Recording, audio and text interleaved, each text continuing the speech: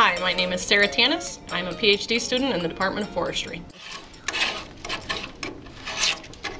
I'm working on the emerald ash borer in North America, and a lot of what I do is looking at how North American trees that have no resistance to emerald ash borer are different from trees found in Asia, which is its native range. The most beneficial aspect I think I've gotten out of the ESPP program really is the exposure to other people in my cohort. In my cohort there were natural scientists, social scientists, criminal justice majors, people from geography. Really the range of students that were in my classes and who also taught the classes were from all different disciplines. And the greatest part for me of the whole program was getting to know the other students and knowing that in the future that there are definitely collaborative efforts that could take place just as a result of meeting and understanding each other through these classes.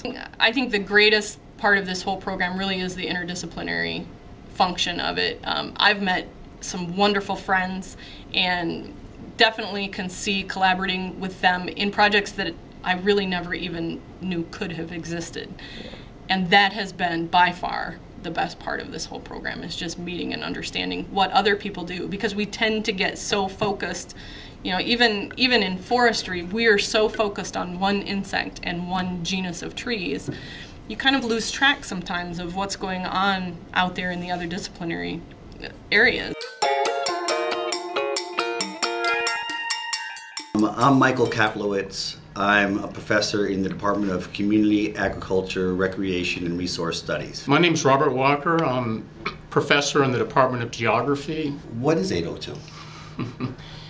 Well, 802 has its genesis in the program years ago, and I believe the original idea was that there needed to be a course that probed the social science paradigms that explain environmental change. There are quite a few of them.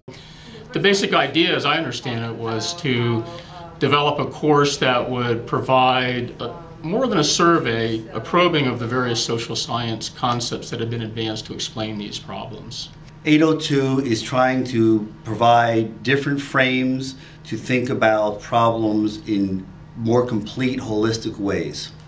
And so it's good for students who are open or amenable to learning about and thinking about problems in complex ways, but it's not going to help you learn how to titrate some solution.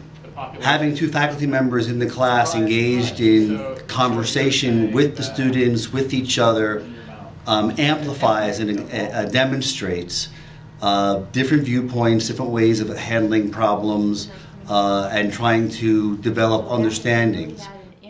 Well, this semester in particular, after every class, I've kind of looked at Mike and said, yeah, that was really a good class. It's hard to really pinpoint what would be the highlight, but yesterday was, I think, a fine example. At least when I left a bit early, but I was fully engaged in the conversation. In fact, for me, I know it's good when I walk away and think to myself, there's an idea I want to pursue. It's the only class where I've actually had the experience of intellectual inspiration within the context of the class. 802 has been extremely rewarding, intellectually stimulating, and just a lot of fun.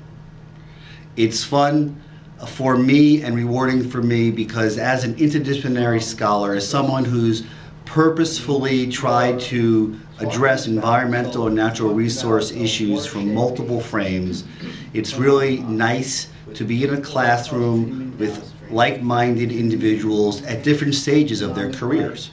Some starting out in master's programs, some fully entrenched in doctoral programs, and to have a faculty colleague like Bob where we can engage with one another around similar problems and have more aha moments than frustration. It's quite rewarding.